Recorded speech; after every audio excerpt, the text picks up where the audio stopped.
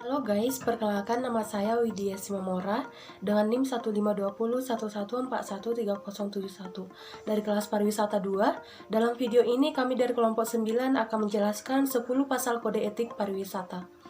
Pasal yang pertama adalah kontribusi kepariwisataan untuk membangun saling pengertian dan saling menghormati antar penduduk dan masyarakat. Maksud dari pasal yang pertama ini adalah yang pertama, pengertian dan promosi nilai-nilai etik bersama pada kemanusiaan dalam semangat toleransi dan hormat terhadap keragaman kepercayaan agama, filosofi, dan moral merupakan dasar dan sekaligus konsekuensi dari suatu pariwisata yang bertanggung jawab. Yang kedua, kegiatan pariwisata harus dilakukan dalam harmoni sesuai dengan kekhasan tradisi daerah negara tuan rumah dan dengan menghormati undang-undang, adat, dan kebiasaan negara tersebut. Yang ketiga, masyarakat tuan rumah di satu pihak dan para pelaku profesional lokal di lain pihak harus belajar untuk mengerti dan menghormati para wisatawan yang mengunjungi mereka dan mencari informasi tentang cara hidup mereka. Yang keempat, pejabat pemerintah mempunyai tugas melakukan perlindungan terhadap para wisatawan dan pengunjung serta harta benda mereka. Pejabat pemerintah harus memberikan perhatian khusus terhadap keamanan para wisatawan asing sehubungan dengan posisi mereka yang rawan. Yang kelima, para wisatawan dan pengunjung harus dapat menjaga diri sewaktu melakukan perjalanan baik terhadap setiap perbuatan kriminal atau yang diperkirakan bersifat pelanggaran terhadap undang-undang negara yang dikunjungi. Nah, selanjutnya adalah pasal yang kedua, kepariwisataan sebagai media untuk memenuhi kebutuhan kualitas hidup baik secara perseorang maupun secara kolektif. Maksud dari pasal yang kedua ini adalah yang pertama, pariwisata merupakan kegiatan yang sering dikaitkan dengan waktu dan dilaksanakan sebagai sarana yang penting untuk pemenuhan kebahagiaan individual dan kolektif. Yang kedua adalah kegiatan pariwisata harus menghormati kesamaan hak manusia, baik pria dan wanita. Kegiatan pariwisata harus cenderung untuk mempromosikan hak asasi manusia dan khususnya hak-hak khusus kelompok yang paling lemah, terutama anak-anak, orang-orang lanjut usia, dan catat minoritas etnik dan penduduk pribumi. Yang ketiga, eksploitasi terhadap orang lain dalam segala bentuknya, terutama eksploitasi seksual dan khususnya yang dilakukan terhadap anak-anak, bertentangan dengan tujuan dasar pariwisata dan merupakan pengingkaran terhadap pariwisata. Dalam hal ini, eksploitasi harus dilarang dengan sekeras-kerasnya dan diberikan sanksi dengan hukuman nasional baik di negara yang dikunjungi maupun di negara-negara asalnya. Keempat, perjalanan dengan motivasi keagamaan, kesehatan, pendidikan, dan pertukaran budaya atau bahasa merupakan bentuk-bentuk khusus yang menarik dalam pariwisata yang perlu didorong perkembangannya. Yang selanjutnya adalah pasal yang ketiga, kepariwisataan sebagai faktor pembangunan berkelanjutan. Maksud dari pasal yang ketiga ini adalah yang pertama, menjadikan kewajiban semua pelaku pembangunan pariwisata untuk menjaga kelestarian lingkungan alam dalam perspektif suatu pertumbuhan ekonomi yang sehat, berkelanjutan, dan berkesinambungan tepat untuk memenuhi secara adil kebutuhan dan harapan generasi sekarang dan generasi yang akan datang. Yang kedua adalah semua bentuk pembangunan pariwisata yang memungkinkan penghematan sumber daya alam yang langka dan berharga, terutama air dan energi, demikian pula untuk mengurangi produksi sampah, harus prioritas dan digalakkan oleh pejabat pemerintah baik nasional, regional, maupun lokal. Yang ketiga adalah pengaturan dalam waktu dan jarak arus wisatawan dan pengunjung, terutama pengaturan waktu harus diupayakan sedemikian rupa untuk mengurangi tekanan kegiatan pariwisata terhadap lingkungan hidup.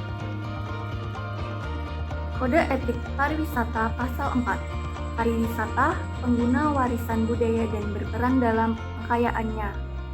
Sumber-sumber pariwisata adalah warisan milik bersama manusia, masyarakat di wilayah mana warisan budaya itu berada serta memiliki hak dan kewajiban yang khusus.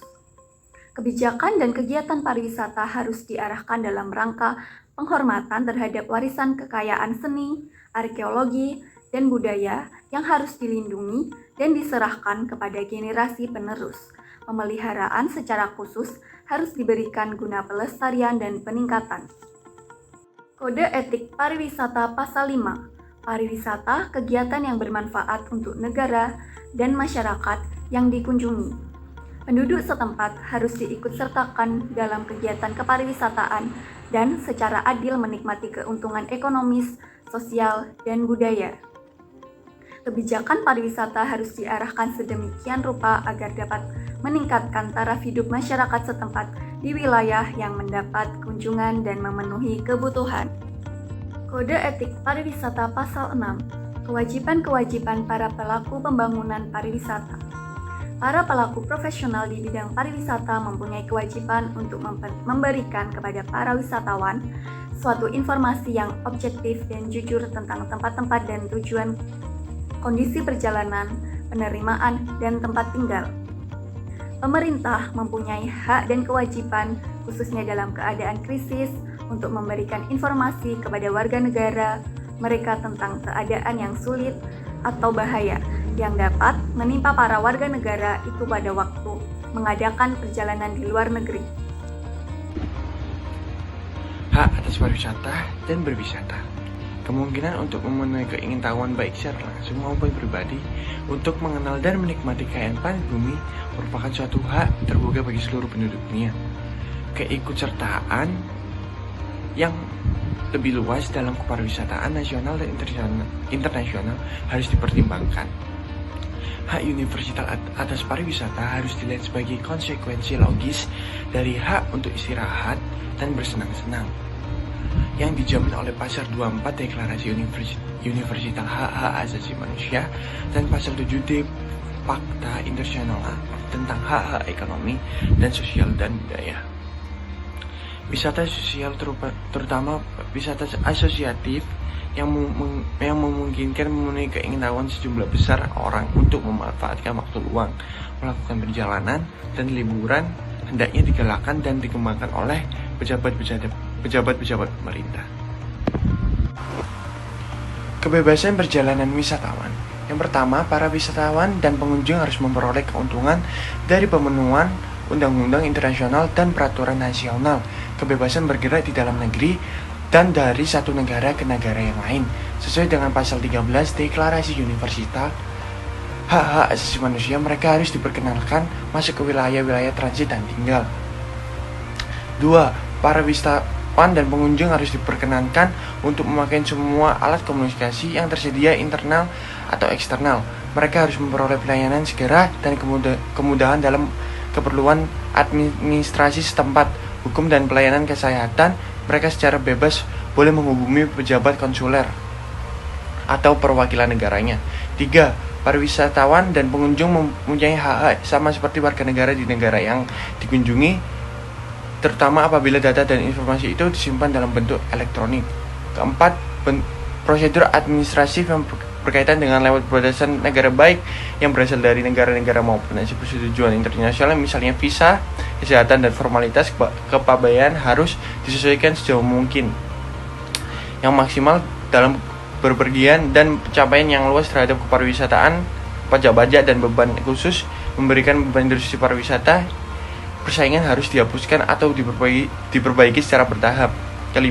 Sepanjang situasi ekonomi negara mereka memungkinkan para wisatawan harus memperoleh sejumlah mata uang yang dapat ditukarkan dan dibutuhkan. Dalam dunia industri pariwisata, para pekerja dan pengusaha memiliki hak yang harus mereka dapatkan, seperti hak pekerja untuk mendapatkan asuransi, mendapatkan gaji hidup yang layak, mendapatkan perlindungan sesuai hukum, dan mendapatkan jam kerja yang manusiawi. Sedangkan buat pengusaha, mereka berhak mendapatkan hak untuk berusaha, memulai usaha mereka sendiri, memiliki hak untuk mendapat perlindungan penuh dan berhak untuk mendapatkan fasilitas dan ketentuannya sesuai dengan undang-undang. Yang kedua, melaksanakan prinsip-prinsip kepariwisataan, kode etik kepariwisataan. Kode etik pariwisataan dibentuk dengan tujuan untuk meningkatkan moralitas terhadap para stakeholder pariwisataan. dan membentuk rasa tanggung jawab terhadap kegiatannya yang berpotensi memiliki dampak atau tindakan yang bersifat positif maupun negatif terhadap dunia pariwisata.